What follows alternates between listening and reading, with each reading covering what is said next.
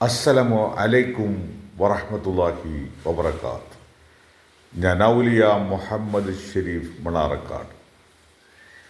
യഥാർത്ഥത്തിൽ ഖുർആനിലൂടെ അള്ളാഹു അറിയിച്ച കാഫിർ ആരാണെന്ന് നിങ്ങൾ ചിന്തിച്ചിട്ടുണ്ടോ? തീർച്ചയായും പ്രപഞ്ചം സൃഷ്ടിച്ച സൃഷ്ടാവിനെയും ആ പ്രപഞ്ചത്തെയും അതിലടങ്ങിയിരിക്കുന്ന വസ്തുക്കളെയും ജീവജാലങ്ങളെയും അതുപോലെ തന്നെ അതിലടങ്ങിയിരിക്കുന്ന ഊർജസ്രോതസ്സുകളെയും വെല്ലുവിളിക്കുന്ന അല്ലെങ്കിൽ ഇല്ല എന്ന് പറയുന്നവരാണ് സത്യനിഷേധികൾ.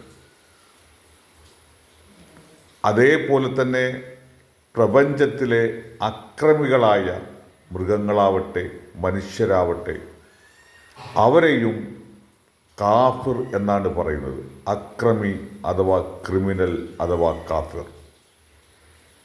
അതുകൊണ്ട് ഇതര വിശ്വാസികളെയല്ല അള്ളാഹു കാഫിർ എന്ന് പറഞ്ഞിട്ടുള്ളത് എന്ന സത്യം നാം മനസ്സിലാക്കുക.